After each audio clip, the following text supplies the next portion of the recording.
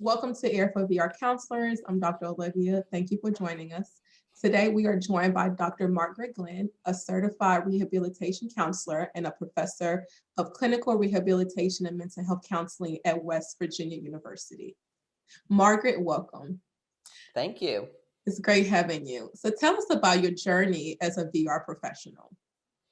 Um, I started at the age of 20. Well, actually, I started at the age of 7 because my mom went to work at Woodrow Wilson Rehab Center in Waynesboro, well, actually Fishersville, Virginia, and believed in taking her daughter to work along with her as often as possible, and would let me just wander around this big comprehensive rehab center where people of all ages were working toward becoming healthier and being able to either re-enter or enter jobs as a result. Some of them, it was everything from people who had quadriplegia to younger people who had learning disabilities and that kind of thing were all under one roof.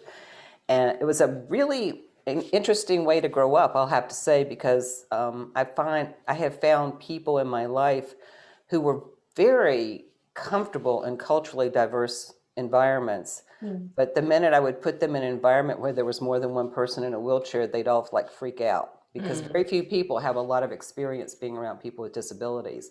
My biggest learning when I became a counselor was not everybody was an exceptional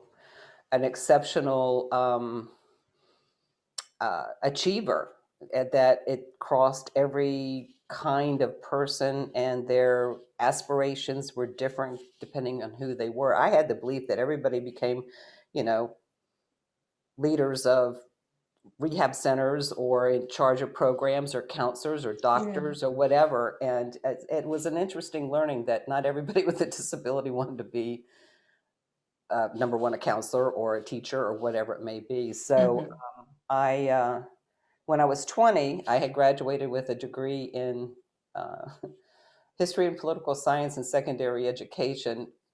Finding out, and another good learning as a counselor who's talking to people about careers, you check very carefully when you choose your career. I couldn't get a job because they wanted me to be, I needed to be a football coach or a basketball coach or a baseball coach. It just seemed to be the subject that fit their preparation the best. So my mom suggested that I try for a position. It was a very entry-level position as a job placement counselor. I went, I interviewed.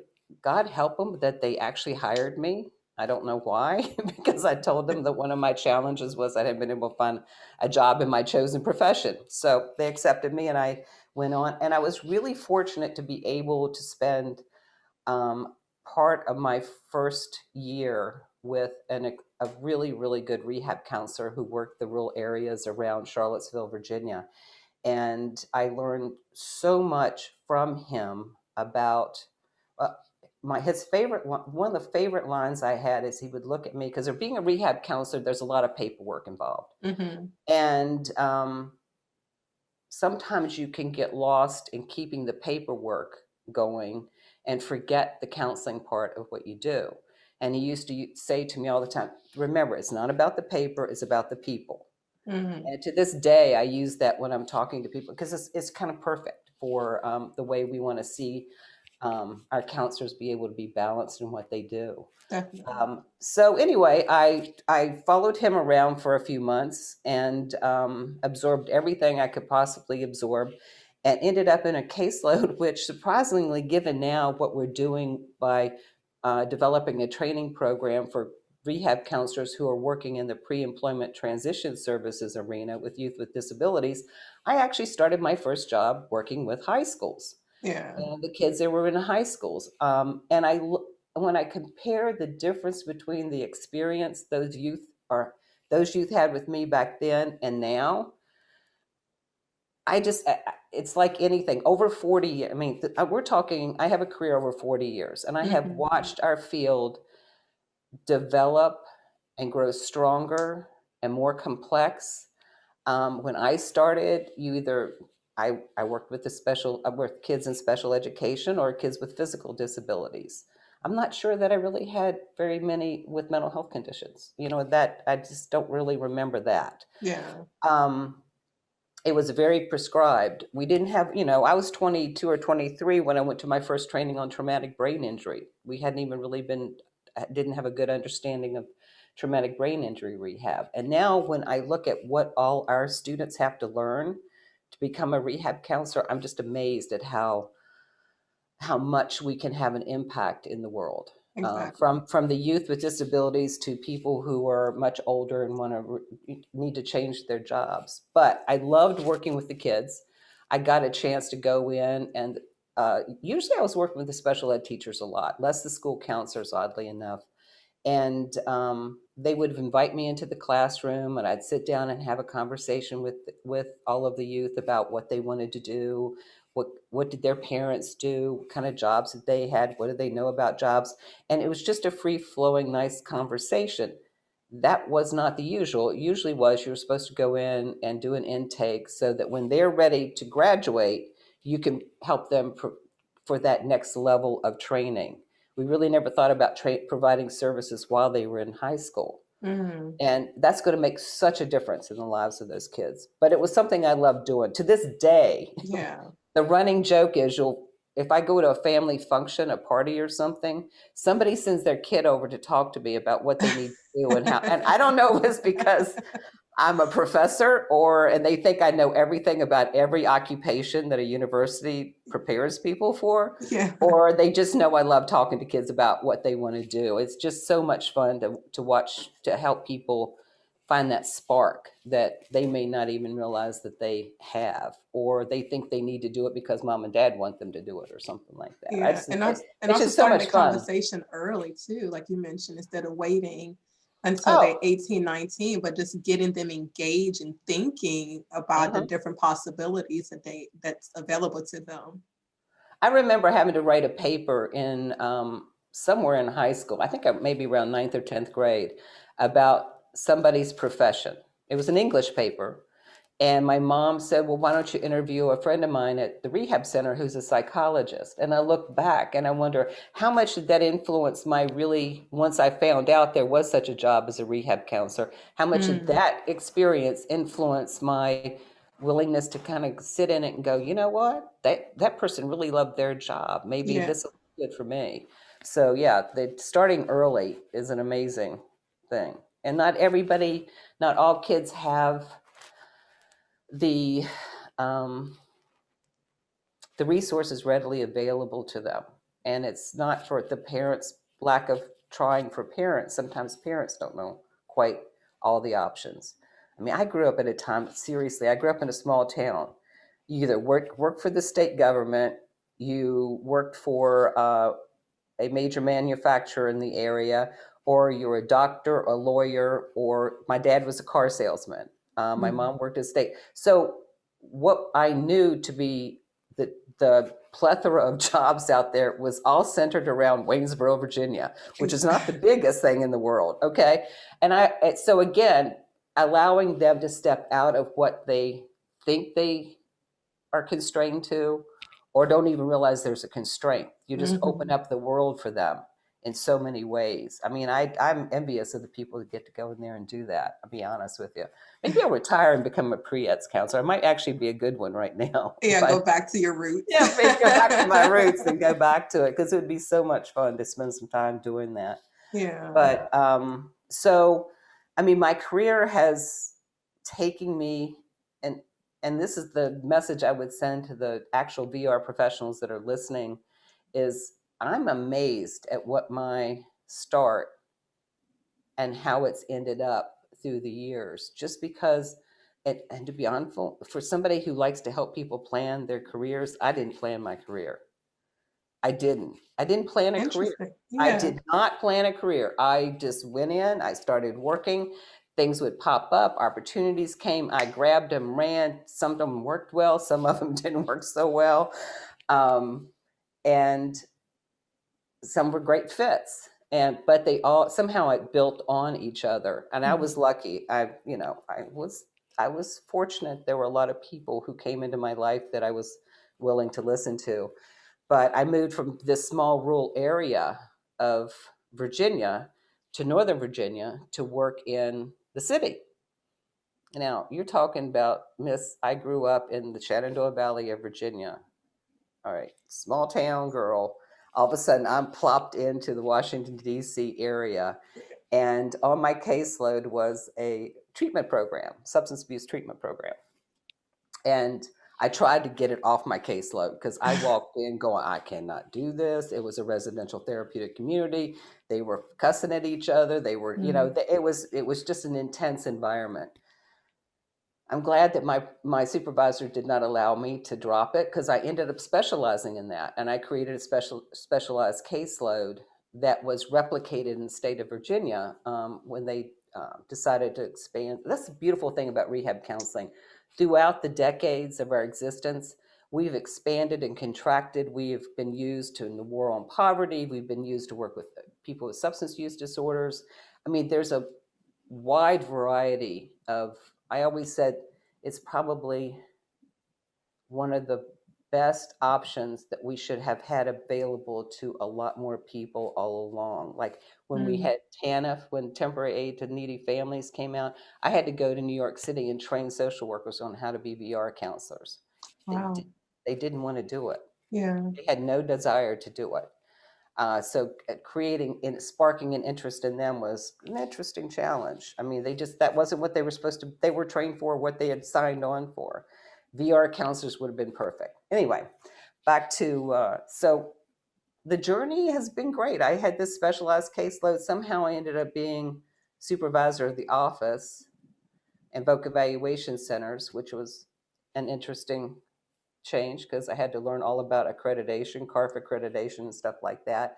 And then from there, I had, after 16 years in the city, I had a week where, actually what I ended up doing is I ended up working in Washington, D.C., running a resource center on substance abuse and disability.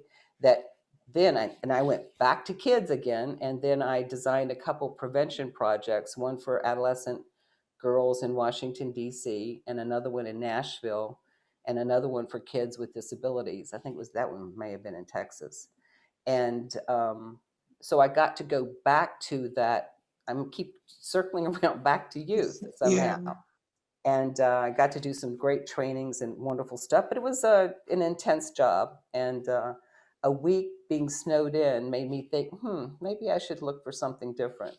I was getting my doctorate at George Washington University, which I happened to fall into thanks to Donald Dew, who was a member of my advisory group for one of my grants.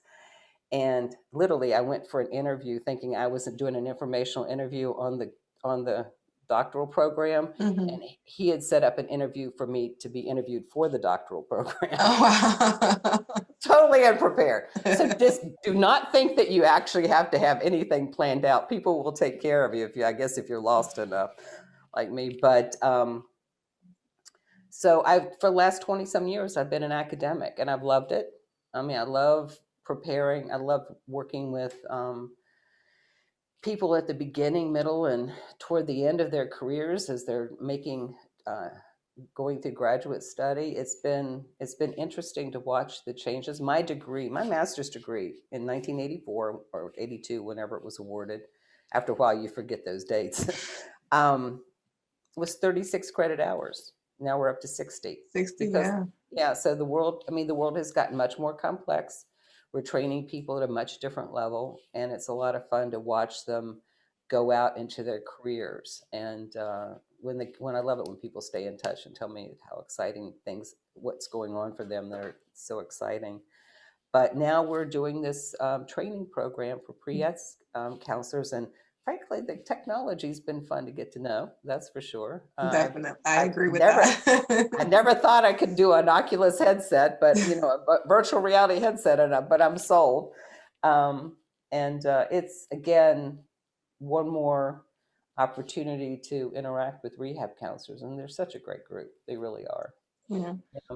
So you've continued to share this theme about these great changes that you personally got to experience over the course of the up until now, since you started your career in VR.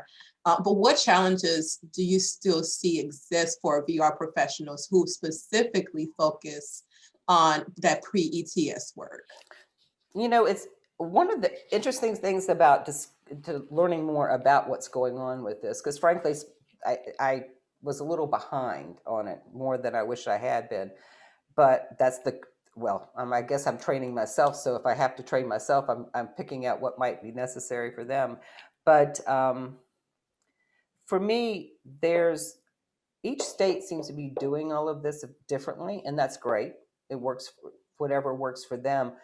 What worries me about how some of this is played out is some of the rehab counselors, we train clinical rehab counselors. We train counselors who want to counsel, right? Who want to engage with their clients and be more involved. And they're getting stuck with a lot of paperwork, a lot of case management, which is fine, but a balance between the two. And sometimes it may feel easier to get lost in the paperwork than it is to go out and maybe go like I mean, I had a lot of paperwork too. Not ours was actually on paper, not on the computer screen when I was a counselor working with the schools. But it energized me to go out and say, can I just sit in on what, because a lot of times community rehab programs, they are they're doing some great work out there. Some of these programming that are going on, it seems amazing. The rehab counselors need to step out and be part of it. Number one, to make sure that the services that they're actually negotiating on behalf of their clients are effective and doing what they're supposed to do, but it also energizes you and connects you with your clients at a whole different level, I think. And kids' lives are very complex now. I mean, I grew up, again, there wasn't a whole lot. I was in the country. And it was leave it to be a friend of mine said it was a leave it to beaver kind of world, that it didn't seem to have a lot of trauma or anything underpinning it, but that's happening less and less, I think, for a lot of people. And given everything that we've been going through, even the past year has changed kids' lives amazingly. I think that one of the challenges I would have now that I can look back on some of the reading I've done is, number one, working with parents. I didn't have to work with parents that much. You just sent the forms home, parents signed them and sent them back in. But parents are important, but we can get, but parents are as diverse as those kids are. They're the parents who are very involved, who know everything there is to know. Some of them jump in to try to be the speaker for their child, and others are not able to be as present. I used to have my students read a chapter out of a book by Randall Robinson. It was called "The Debt: What America Owes Blacks," and he was a consultant for, I think, the Department of Education, and had gone into a school system.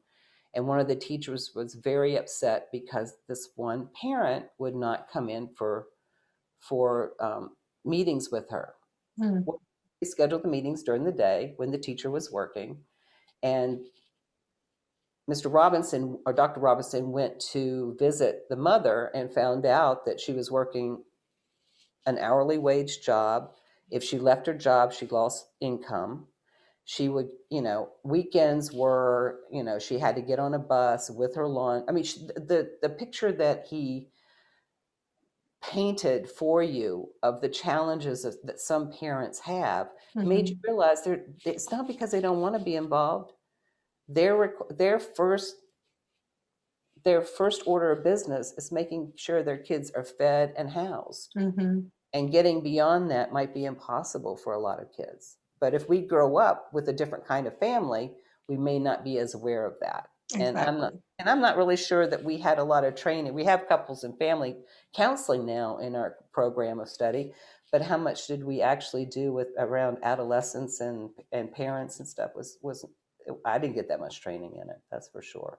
Exactly. I had to pick it up as I went along. So the challenges are, it's just a much more complex environment, but that allows you to be more creative at the end of it all. And I think a friend of ours says, I'm a seeker of information. Every time I come up against it, oh good, it's something I can learn. I'm excited, I can go out and learn it. but that can become overwhelming at the same time when you're trying to get a lot done. But it's a creative environment that rehab counselors can work in, and I'm hoping that we can see a lot of the people who are coming through the training program really taking the lead on making this effort what it can be, which is amazing. Think about it. You're starting with kids who have, I think I've got some statistics about what they felt was important for satisfaction of life, and it was about work and workplace accommodations, and but self-determination, self-advocacy, all of the things that they need to have in their toolkits to be successful, that I was kind of given along the way too. I didn't even know some of it needed to be built in, it just was. But it's just, there's so much that can be done that the counselors that are working right now are going to be able to do that I never even thought about doing. So it's amazing. I think I just got lost in that. Sorry about that. No, Cut this one off. No, you're fine.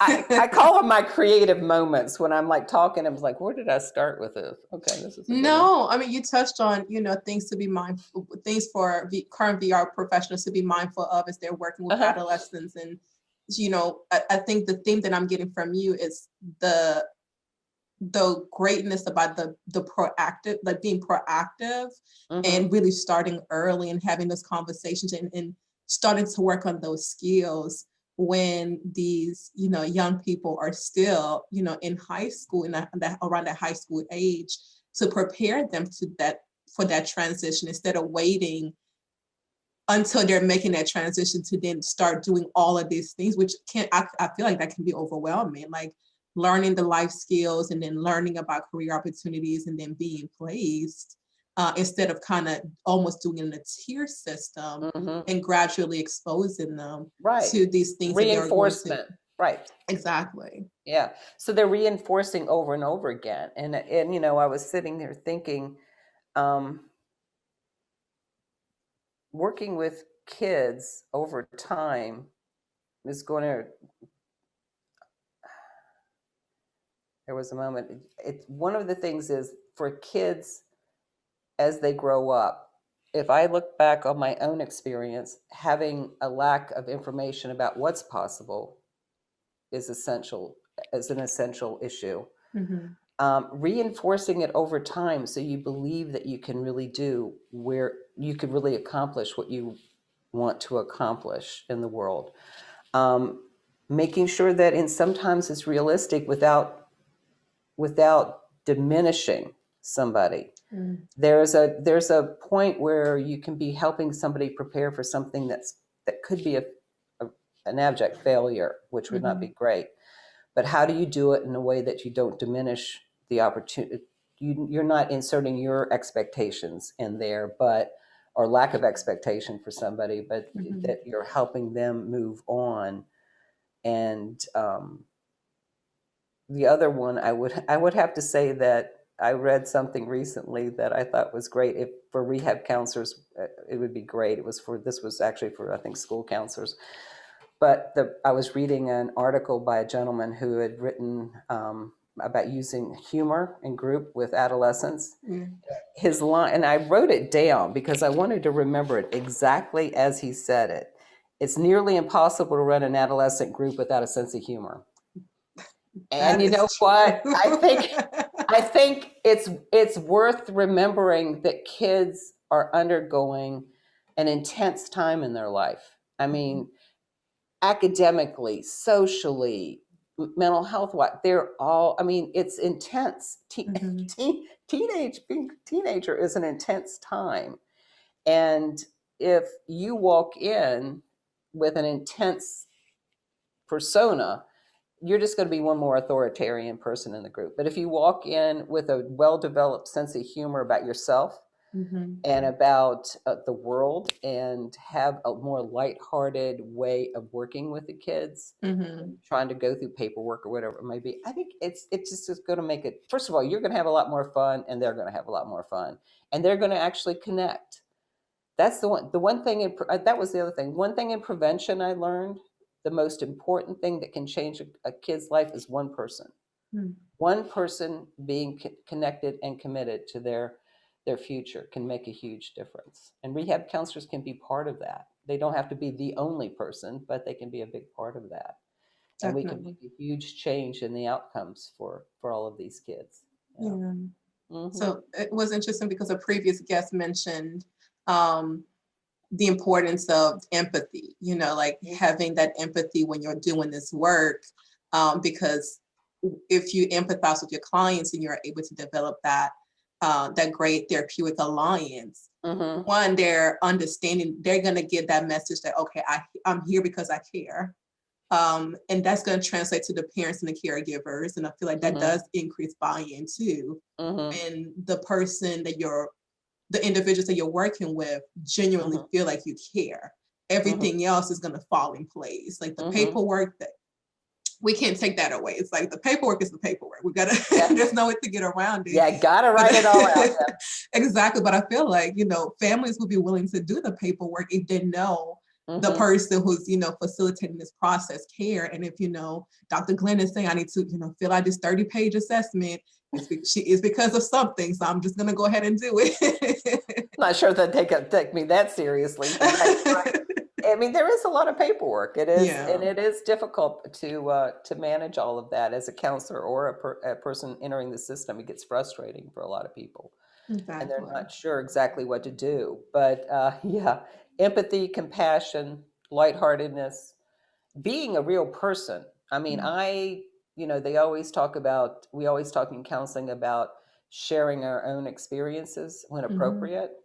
Um, I love to tell the story that I didn't have a clue what I was going to do when I grew up, and I'm still not sure I do at 62. But I might be getting closer to it. But just knowing that not everybody, all of us have had bumps in the road, no matter Mhm. what, and sharing that with students. I think authentic is the other word I would put. Authentic, sense of humor, empathetic, compassionate, and being committed to it. When you don't want to drop the ball for people, which, Exactly. yeah, so making sure you follow through and follow up and follow through is important as well. So yeah, it's a great field. I love to read. I don't think I'd go. Might go into graphic arts or something like that, but maybe not. That's rather stressful. I'm not sure that I would change what I did. Mhm. Being a rehabilitation counselor has so many facets to it, so many different things that you can do. Um, I would have never made a good mental health counselor working in private. 50 minutes, 10 minutes, 50 minutes, 10 minutes, 50 minutes. I watched Yeah. a friend of mine. A friend of mine was a career, asked me to come into her practice as a career counselor.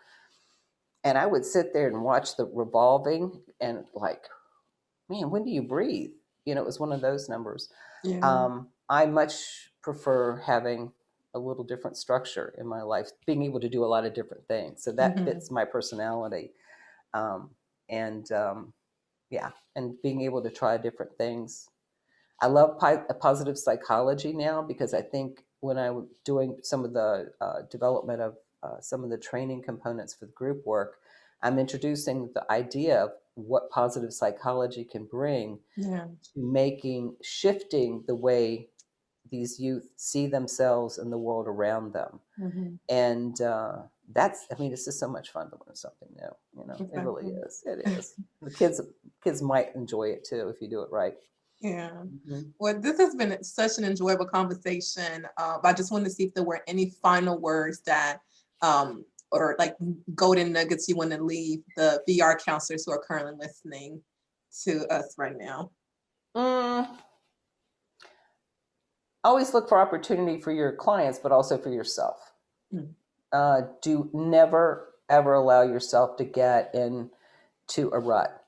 with what you're doing. There's too much out there. Even if it's not a different job, there's maybe a different way to do your job. There might be other people that you can bring in. Never turn down a training opportunity. That's for sure. You're always going to learn something new that you can use, and something you may not even know that you're interested in. I spent a good 6 months trying not to work with addicts.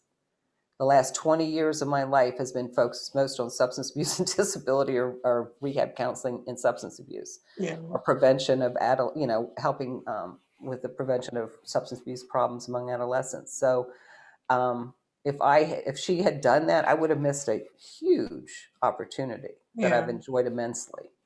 Yeah, sometimes the challenging things are the best things to engage in. That's for Exactly. sure. Yeah, exactly. So just enjoy it. Just enjoy it and figure out how you can use your talents effectively in the whole process. Yeah. And come to West Virginia University for your master's degree if you want. Nice plug there. Well, Margaret, thank you so much for taking the time to speak with us today. It's been a Okay. pleasure. All right. Thank you, darling. Take care. Bye. Bye.